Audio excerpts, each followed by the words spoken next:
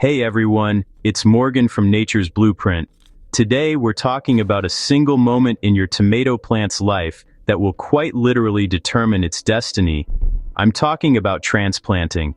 This one action dictates how strong its foundation will be, how much fruit it will give you, and how well it can handle the stresses of the season, from blistering heat to unexpected dry spells. It's the critical first step in the garden that sets the stage for the entire harvest. Yet so many gardeners either overlook its importance or just aren't aware of the options they have. It's not just about moving a plant from point A to point B.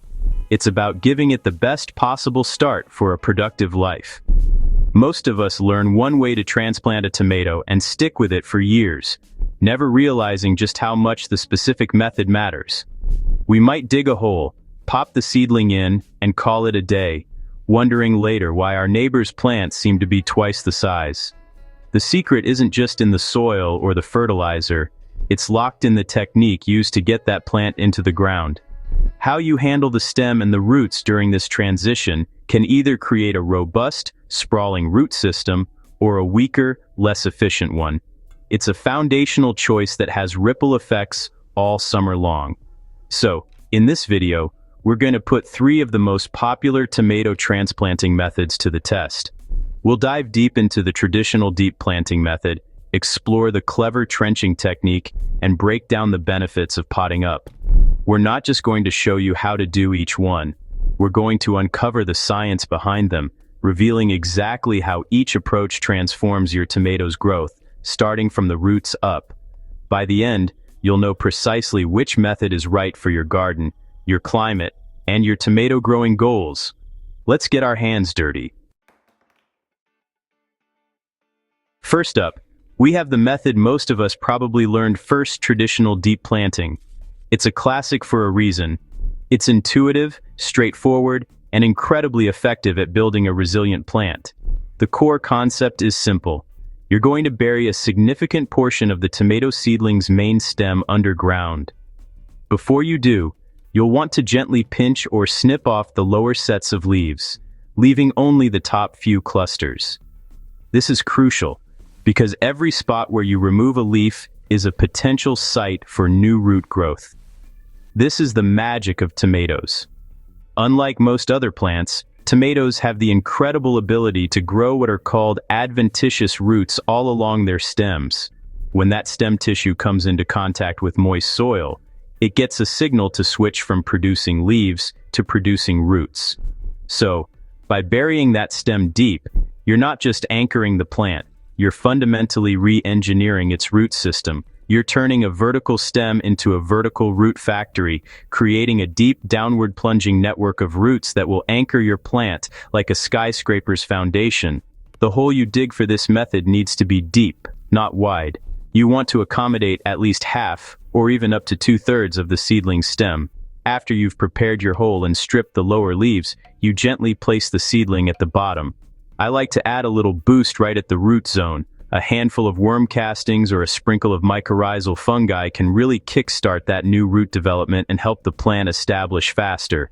Then, you simply backfill the hole with your amended garden soil, pressing down gently to remove any air pockets. The primary advantage of this deep-set root system is its incredible drought resistance. As the season heats up and the top layers of soil dry out, your deep-planted tomato will have roots that reach far down into the cooler, more consistently moist subsoil. This makes it far less susceptible to the daily wilting and stress that plagues shallow-rooted plants. It's a fantastic strategy if you live in a hot climate or have sandy, quick-draining soil, as it gives your plant a lifeline to the moisture reserves hidden deep underground.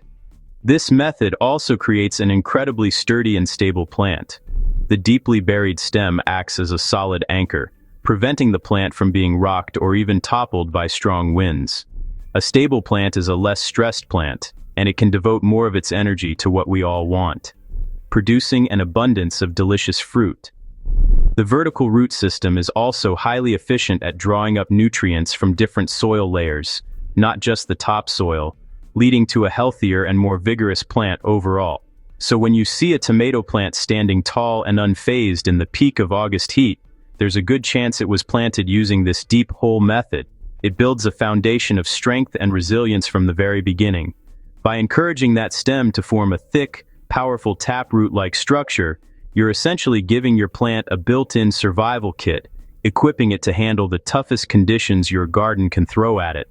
It's a reliable, time-tested technique that consistently produces strong, productive plants. Now let's look at a technique that's a bit unconventional but brilliantly effective, especially in certain conditions, the trench method.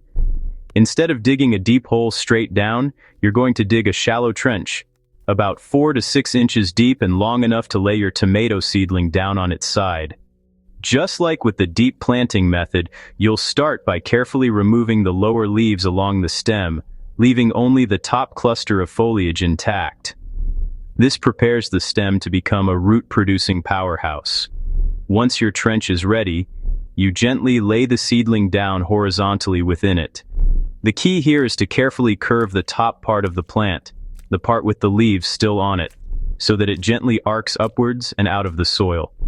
The plant has a natural tendency to grow towards the light, a phenomenon called phototropism, so it will correct itself and grow vertically within a day or two. You're essentially laying the foundation of the root system sideways, just beneath the surface of the soil. After positioning the plant, you'll backfill the trench, burying the entire leafless portion of the stem. Make sure the soil makes good contact all along the stem to encourage uniform root growth. What you've done is create a long, linear zone for adventitious roots to form. Instead of a deep, vertical root system, you're encouraging a sprawling, horizontal one that colonizes the top layer of soil. This has some very distinct and powerful advantages, particularly when it comes to early season growth. The primary benefit of the trench method is soil temperature. The top few inches of garden soil warm up much faster in the spring than the deeper subsoil. By placing the bulk of your plant's future root system in this warmer zone, you're giving it a significant head start. Warmer soil temperatures stimulate faster root development and nutrient uptake, which translates to explosive early season growth. Plants started with the trench method often appear to leap out of the ground, outpacing their deep-planted counterparts in the first few weeks. This wide, shallow root system also makes the plant incredibly efficient at capturing surface water from rain or irrigation. It creates a vast web of roots just below the soil line, ready to absorb moisture and nutrients from a wide area. This rapid access to resources fuels vigorous vegetative growth, helping the plant to establish a large, leafy structure quickly. A bigger plant with more leaves can photosynthesize more effectively, building up the energy reserves needed for a massive fruit set later in the season. Furthermore, the trench method provides excellent stability, but in a different way than deep planting. While the deep plant is anchored like a post, the trenched plant is anchored like a net. The sprawling root system holds onto a wide patch of soil, making the plant exceptionally resistant to being uprooted by wind. This is a fantastic option if you're gardening in a windy location or if you're growing lanky, indeterminate varieties that can catch the wind like a sail. It's a clever trick to get the best of both worlds: stability and rapid, warm soil growth. Our third strategy is less about the final act of planting in the garden and more about the crucial preparation that happens beforehand. This is the pot-up method, and honestly, it's my personal secret weapon for getting the earliest and strongest tomatoes on the block. The idea is to transplant your seedling not once, but multiple times into progressively larger containers before it ever sees the garden bed. This process builds an incredibly dense and advanced root system in a controlled environment, minimizing shock and maximizing potential. You start your seeds in a very small container, like a 72-cell tray or a small 2-inch pot. Once the seedling has its first set of true leaves and is looking strong, it's time for the first pot-up. You'll transplant it into a slightly larger container, maybe a 4-inch pot. When you do this, you bury the stem as deep as you can, just like in the deep planting method. You're already starting to build that strong root-filled stem, but on a miniature scale. You'll let the plant grow in that 4-inch pot until its roots have filled the container. You can check by gently sliding the plant out. If you see a good network of roots holding the soil together, it's ready. Now, you repeat the process. You pot it up again, this time into an even larger container, perhaps a 1-gallon pot. And once again, you bury the stem as deep as possible, removing the lower leaves to encourage even more root formation along that newly buried section. You might do this 2 or even 3 times. Each time you pot up, you are stimulating a new flush of root growth. You're not just giving the roots more room to grow. You're actively forcing the plant to create a more complex and densely packed root ball. By the time this seedling is ready for the garden, it doesn't have the simple root system of a seedling started in a single pot. It has the advanced, multi-layered root system of a much more mature plant, all packed into a neat, portable container. The biggest advantage here is the massive reduction in transplant shock. When you finally plant this powerhouse into the garden, its root system is so robust and developed that it barely notices the transition. It has a huge network of roots ready to immediately start drawing water and nutrients from its new environment, so it doesn't have that typical week-long period of stalling or wilting. This means it starts growing vigorously from day 1 in the garden, giving you a huge head start on the season. This head start often translates directly into earlier fruiting. Because the plant establishes so quickly and has such an efficient root system, it can transition from vegetative growth to its flowering and fruiting stage much sooner. For gardeners in short-season climates, this can be the difference between a decent harvest and a truly epic one. You're essentially creating a mature plant in miniature, ready to explode with growth and produce fruit the moment it gets the space to do so in the garden. So, as we've seen, how you transplant your tomatoes is about so much more than just moving them. Each method sculpts the root system in a unique way, preparing the plant for different challenges and opportunities.